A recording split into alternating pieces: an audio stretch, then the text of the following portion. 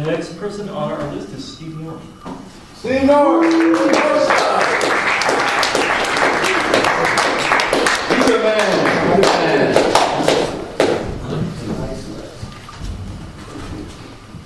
Reed Sands. Gary already picked. Okay. You gotta beat me to it. This is called The Needle. Innumerable nights as a child, nightmares, frantically searching, endlessly striving, frustrated efforts to reach the unreachable, hopeless and panicked, waking in cold sweat. Sometimes multiple times in a single night, repetitive effort, inescapable desire, always failing to grasp the unknown sought after, till the dreams stopped, but not the feeling. In adulthood, countless substitutes for the dream sequence, teeming PDA, never-ending strategizing, like an Iron Man hamster on his well-greased wheel, ceaseless the pursuit of an ill-defined goal. More names than I or others could ever count, maybe significance, perhaps perfection, planning for reaching a pinnacle of achievement, all too soon shadowed by one greater, and yet far off. Countless the dark nights of the soul in this search, and endless its debilitating disappointments. Like the search for a needle in a haystack, still the irresistible reaching for the unreachable. In the midst of this endless and failed pursuit, occasionally an unexpected and exquisite reversal. One, whether friend or God, in all-out search for me. And to my unbounded wonder, I am instead the found. Single the real lesson I must somehow learn. I am not really the searcher, instead the needle. The significance I crave not so much in the finding as in the delight of being the found. Yeah!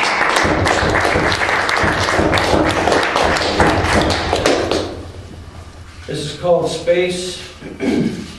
It's inspired by a guy named Thomas Kelly, a Quaker mystic philosopher guy. I wrote an article called Room for the Infinite, and the ideas in that inspired this piece. It's called Space. The masters are masters of a tacit conspiracy Western Civ has willingly bought. Canvas crowded with intricate thought, meant to evoke a planned-for response, just no original idea or viewer imagination, an exquisite dictatorship. We join the collusion while projecting the blame on whom we make us indebted, whether success or celebrity or some other base compensation. There's a profound fear of white space inspiring our news anchor mind in our desperate search to define. Masters of our own canvas, we cram its surface full, leaving nothing to envisage not predetermined or designed.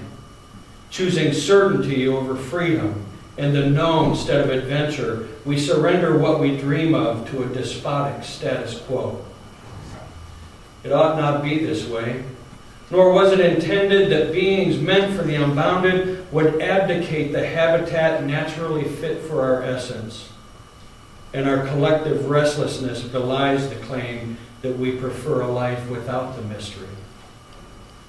Oriental masters are masters of the space, a jutting crag or twisted limb set against the infinite backdrop, leaving room for imagining and breathing room to sense wonder, trusting the viewer to take part in the creation of his art. Finite life set against the infinite milieu, what's spoken only eloquent in its unspeakable context. Being wrapped in eternity, breathing deeply of mystery, we can choose to dwell in the space and find out what it means to live. Yeah. Very good. And last one I'm going to do speak. I haven't done that for a while. Yeah, so. You've a voice to speak and a pen to write. an incisive eye, and an affinity for humanity's pain. Your world needs to hear what you've got to say. A cacophony of sound fills halls of learning, headquarters of commerce, and hallowed chambers of government. Whether raised in proclaimed certitude, indignant in protest or detestation, or urgent in benevolent warning, myriad voices pour out their expression, each insisting it's worthy of the listening. In the deafening assault, not every voice is heard, nor should they, truth be told. Contrary to popular opinion, not every idea is laden with equal merit.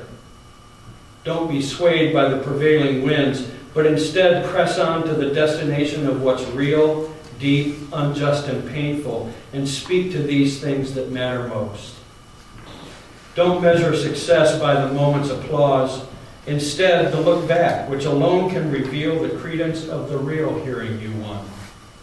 If in the end you have spoken the truth and prompted the stuff of a more just world, if you've been the mute's expression, there will be no regret for the expenditure, and your presently pounding heart can rest.